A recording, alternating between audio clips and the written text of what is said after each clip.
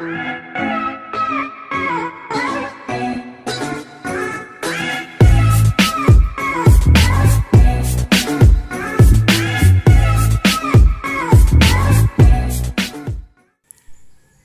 day sa atin mga paps. Umaga marami tayong naririnig, huni ng ibon, manok, aso at kung ano-ano ba. Pero yon, pagpasensya nyo na yung mga yan. Ngayon, di tayo makapag-vlog, hindi tayo makapag-tutorial dahil sa bagyo dito. Kaya yon, ang gagawin natin is mag-unboxing tayo ng helmet. Pero bago yan, maraming salamat sa lahat na nag-subscribe sa aking channel at saka mo-subscribe pala. So yun, umpisan na natin. So yun, at itong aking helmet. At itong Evo helmet. Ito yung ating helmet na gagamitin sa pang-vlog, motovlogs. And nabili ko siya sa shop ng 3,800. Siguro kung sa mga online siguro mas mura. Kaya siya pa ako bumili kasi gusto ko kasing masukat mismo at kung ano nga ba talagang size ng ulo ko. So yan. Kung mapapansin ninyo, ang size ng helmet na yan is large ang size ng helmet na yan. Kung may mapapansin kayo, yung quit na yan, yung letter M na yan is medium dapat yan, pero mali yan, dapat large yan ka. Siguro kinorek lang nila. Tapos ang kanyang model is GSX-1000. Ang kulay niya pala is glossy black. So yan, excited na talaga akong buksan dahil sa helmet na to. At halina kayo, tsaka buksan na natin.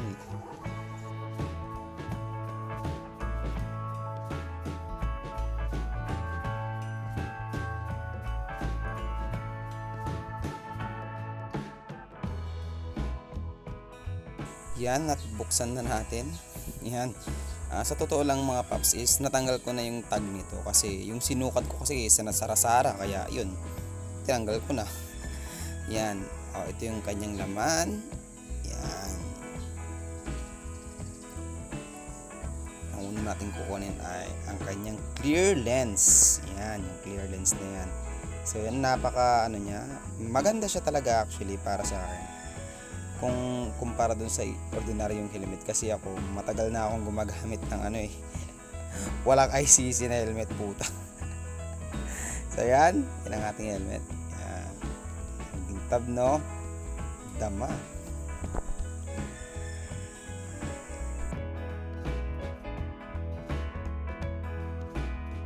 At ito pa ang kanyang stab. Ito yung sinasabi kong binahali ko. Pero sa totoo lang, nandito yung mga guidelines sa ilalim. Kung yun, makikita nyo yan kung ano nga dapat yung ating gawin. Yan. At mamaya natin tignan yan at ilabas na natin ang helmet. Yan. Ito ang aking Evo helmet. Galing pa sa Pangasinan. Natural taga Pangasinan ako. Yan. Ang cute, diba? Yan, so wala nang karga.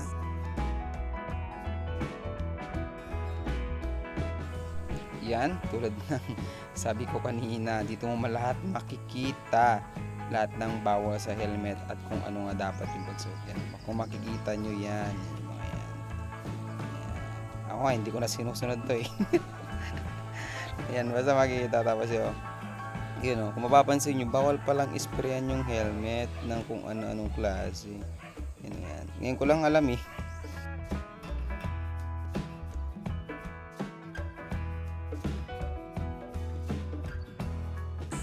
Buksan na natin. Fairness, ang ganda ng tela niya, yung mahawak sa helmet. Cotton talaga siya. Ayan. Kung mapapansin nyo, kita nyo agad yung ICC. First time ko nagkaroon ng helmet na may ICC. Black na black ang puta. Excited na akong gamitin to sa mga vlog. Ayan yung kanyang tela. Pwede pang pangkarga ng kung ano-ano. Ganda. Tago natin.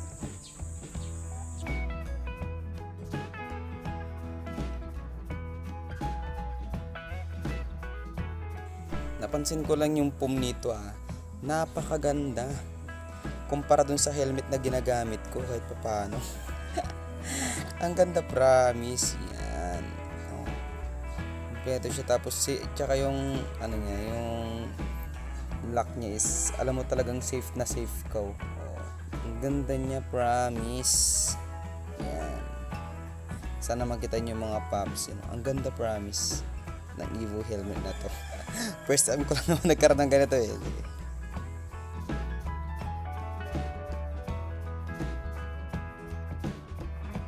Tsaka napansin ko tong smoke lens niya, ang ganda. Ang ganda, yung parang kahit sa gabi makikita mo pa rin yung daan. Tsaka yun, may smoke lens din siya sa ilalim. Halimbawa naka-clear lens ka, pwede mong gamitin to. Yeah. Actually mga paps, itong lens na to, meron siyang clear lens na ito. So pwede siyang maikabit. Yan.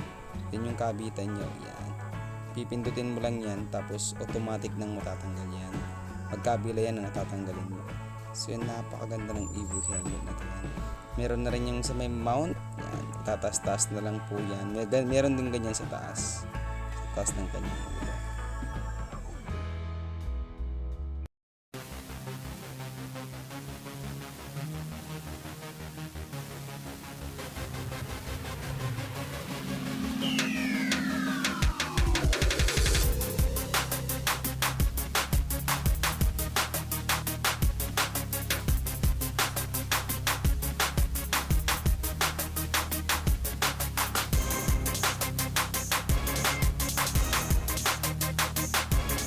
Yon mga paps, hanggang dito na lang siguro yung aking vlog.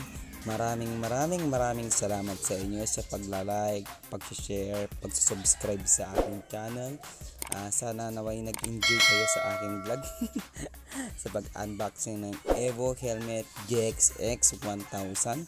So yan, ito po gusto kong sabihin sa inyo na lagi kayo mag-iingat, lalong na sa mga kamote na tulad ko. So, see you ulit sa next vlog. Troy Moto Vlog at nagsasabing ride safe and peace out. Bye bye.